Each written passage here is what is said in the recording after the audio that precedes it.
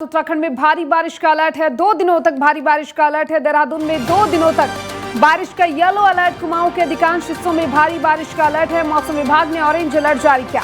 गढ़वाल के अलग अलग हिस्सों में बारिश की संभावना है। बड़ी खबर आपको बता रही है। देखिए, उत्तराखंड में लगातार बारिश का दौर जारी और ऐसे में भारी बारिश का दौर देखते हुए अलर्ट भी जारी कर दिया गया है। सड़कें पूरी तरह से जलमग्न हो चुकी है और जो पर्यटक उनको भी काफी दिक्कतों का सामना करना पड़ रहा है। गढ़वाल के अलग अलग हिस्सों में बारिश की संभावना है और देखिए, देहरादून के आसपास 2 दिनों तक बारिश का येलो अलर्ट है। उत्तराखंड में भारी बारिश का अलर्ट जारी कर दिया गया है। प्रशासन की ओर से यह अलर्ट 2 दिनों तक भारी बारिश का अलर्ट जारी किया गया। देहरादून में 2 दिनों तक बारिश का येलो अलर्ट और ऐसे में सड़कें पूरी तरह से जलमग्न है। हालांकि देखिए, जो आने जाने वाले लोग हैं उनको काफी दिक्कतों का सामना करना पड़ रहा है। मौसम विभाग ने ऑरेंज अलर्ट जारी किया है।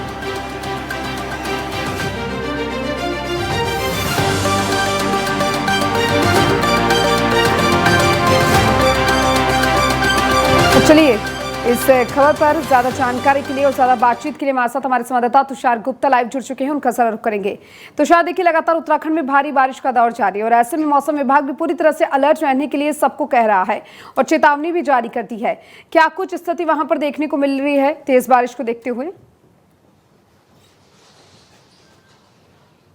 देखिए, अगर बात की जाए, मौसम विभाग ने 4 दिन का जो पूर्वानुमान किया है, जिसमें अगर आज की और कल की बात की जाए यानी कि 21 और 22 जुलाई की, तो इसमें जो कुमाऊं क्षेत्र के उधम सिंह नगर, नैनीताल और चंपावत ज़िले हैं, जो मैदानी क्षेत्र हैं, वहाँ के लिए 2 दिन का रेड अलर्ट जारी किया गया है। साथ साथ अगर बागेश्वर, पिथौरागढ़, अल्मोड़ा और गढ़वाल क्षेत्र के पौड़ी की बात करूँ तो इन ज़िलों के लिए ऑरेंज अलर्ट जारी किया गया है 2 दिन के लिए और बाकी जितने ज़िले हैं उनके लिए येलो अलर्ट जारी किया गया है। बाकी अगर मैं आपको 23 और 24 की बात करूँ तो गढ़वाल में काफ़ी मौसम ख़राब रहने वाला है। ऑरेंज अलर्ट सभी गढ़वाल के क्षेत्रों के लिए जारी किया गया है और बाकी जो कुमाऊं के क्षेत्र हैं वहाँ के लिए येलो अलर्ट जारी किया गया है। तो ऐसे में 4 दिन के लिए मौसम काफ़ी ख़राब रहने वाला है। पौड़ी ज़िले के लिए बताया जा रहा है कि 4 दिन का ऑरेंज अलर्ट जारी किया गया है। तो ऐसे में जो 4 धाम जाने वाले यात्री हैं उनको विशेष हिदायत दी है कि आप मौसम के अनुकूल ही यात्रा करें। और अगर केदारनाथ से अगर बात की जाए तो गौरीकुंड से केदारनाथ का जो पैदल मार्ग है वहाँ पर बड़ा हादसा सुबह सवेरे हुआ है, जहाँ पर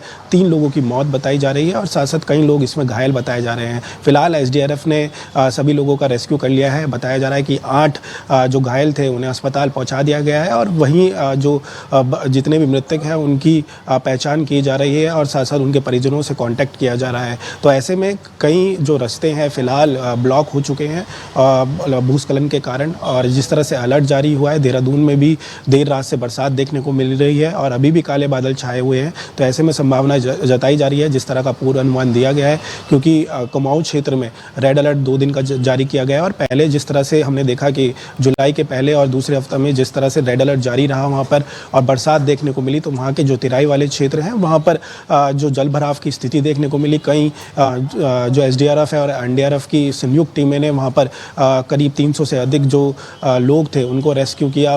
जो जल था वो लोगों के घर में घुस चुका था, तो कई दिक्कतें इस दौरान देखने को मिली और अब दोबारा से रेड अलर्ट जारी किया गया है। जो कुमाऊं के निचले क्षेत्र हैं जिसमें उधम सिंह नगर, नैनीताल और चंपावत है, वहाँ पर अत्यधिक बरसात की चेतावनी दी गई है। तो ऐसे में जो नदियों के किनारे जो लोग रह रहे हैं उनको भी विशेष तौर पर हिदायत दी जा रही है। जो पुलिस प्रशासन है लगातार लोगों को अलर्ट करता हुआ नजर आ रहा है। वहीं अगर आपदा प्रबंधन की बात की जाए तो उन्होंने भी जो पत्र है वो सभी डिस्ट्रिक्ट्स को भेजा है, जिसमें पौड़ी और कुमाऊं के विभिन्न क्षेत्र हैं और ज़िले हैं, जिसमें वहाँ के जिलाधिकारी को विशेष रूप से एहतियात रखने की हिदायत दी गई है। और उन्होंने साफ तौर पर कहा है जी जो निचले इलाके हैं वहाँ पर जो नदियाँ नाले हैं वो उफान पर देखने को मिलेंगे। ऐसे में जो वहाँ के जो प्रशासन है वो जगह जगह जाकर अलर्ट किया जाए और साथ साथ जो वहाँ पर आसपास लोग रह रहे हैं उन्हें फिलहाल के लिए जो सरकारी विश्वविद्यालय हैं, विद्यालय हैं, वहाँ पर उन्हें फिलहाल के लिए शिफ्ट किया जाए। कई स्कूलों की छुट्टी भी रखी गई है। फिलहाल आज रविवार है, कल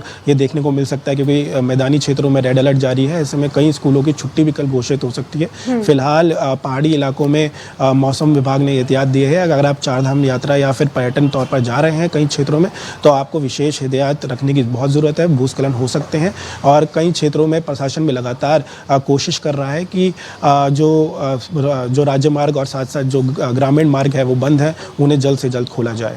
बिल्कुल तुषार, साथ ही साथ क्योंकि देखिए चारधाम यात्रा जारी है जिस तरीके से आपने बताया, और एक बड़ा हादसा भी देखने को मिला, और साथ ही देखिए जब बारिश हो जाती है तो मौसम सुहावना होता है और उसको देखने के लिए जो पर्यटक है वो भी काफी पहुंच रहे हैं। अब ऐसे में किस तरीके से व्यवस्थाएं की जा रही है पर्यटकों के लिए वहां पर प्रशासन के द्वारा?